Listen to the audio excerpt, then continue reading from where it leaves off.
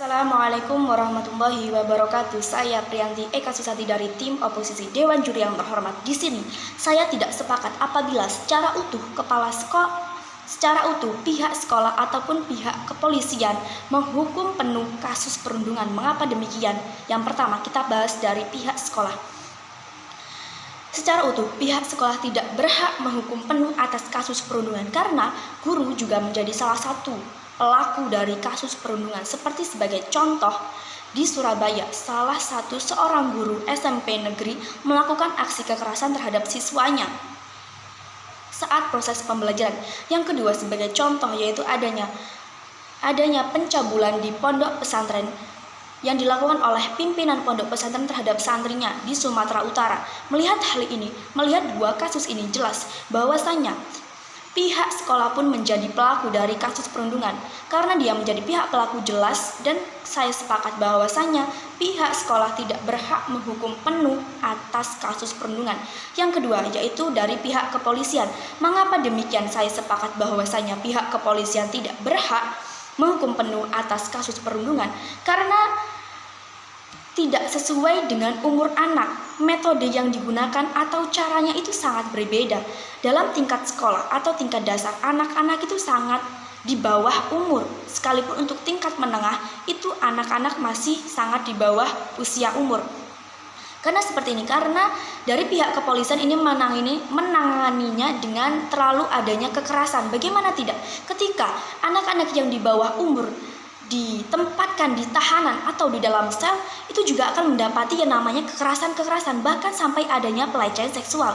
Karena anak-anak belum atau bukan tempatnya. Meskipun seorang anak ini mengalami kesalahan, seharusnya bukan terlalu ditekankan atau terlalu ditekankan benar-benar kalau dia itu salah. Seharusnya ada rehabilitasian. Bagaimana seorang anak ini tidak melakukan hal yang sama, bukan langsung dikenai hukuman bahwasanya dia harus ditahan dengan melakukan hal-hal kekerasan yang apabila ini dan kekerasan ini adalah metode yang digunakan dalam kepolisian.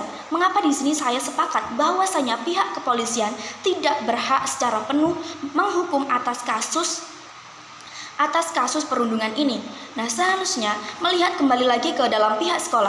Harusnya di pihak sekolah ini kan kita menanamkan yang adanya pendidikan karakter. Apabila salah satu pelaku dari kasus perundungan adalah guru itu sendiri, jelas ini tidak menanamkan bahwasannya seorang guru itu profesionalisme.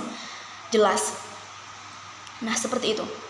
Nah, selanjutnya di sini kami menawarkan, ada solusi yang kami tawarkan berupa tim independen yang kami beri nama Komisi Pembentukan Karakter (KPK). Di sini ada beberapa komponen-komponen di dalamnya. Yang pertama yaitu tanggung jawab bersama. Siapakah yang berperan dalam tanggung jawab bersama di sini? Yang pertama, jelas yaitu adanya orang tua. Orang tua bertanggung jawab penuh atas anaknya. Ini menjadi komponen utama atau primernya.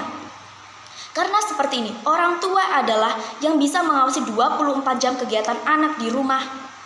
Di sini adalah pendidikan karakter yang paling utama harus ditanamkan oleh orang tua. Bagaimana orang tua bisa membimbing, mengarahkan, dan pembentukan karakter yang baik.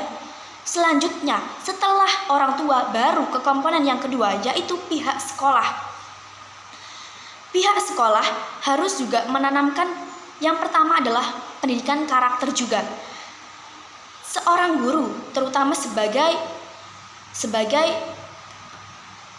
guru, sebagai penopang pertama ketika di dalam sekolahan, ini guru dalam kelas. Jadi bagaimana seorang guru bisa membimbing juga, memberikan arahan kepada anak.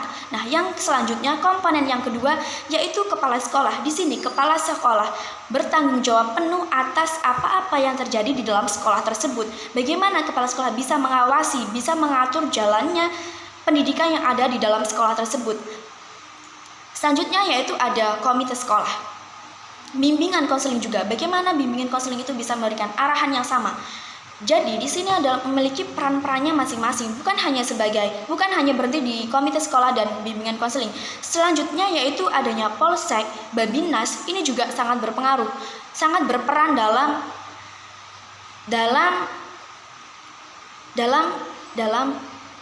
dalam solusi yang kami tawarkan. Mengapa demikian? Seperti ini.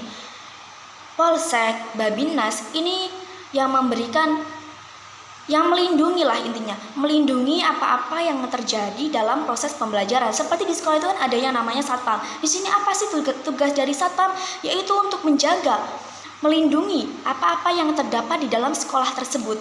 Selain itu juga masyarakat juga terlibat dalam solusi yang kami tawarkan, komponen ini. Masyarakat kenapa demikian? Karena bukan hanya dari keluarga, sekolah, tapi masyarakat juga sangat berdampak terhadap psikologis anak.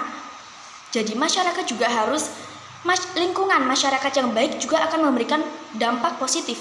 Begitu juga lingkungan yang buruk akan berdampak buruk. Nah, makanya di sini kami menawarkan 3 solusi. Makanya di sini kami menawarkan solusi yang kami beri nama Komisi Pembentukan Karakter seperti yang sudah saya jelaskan di atas. Kenapa perlu melibatkan komponen-komponen ini?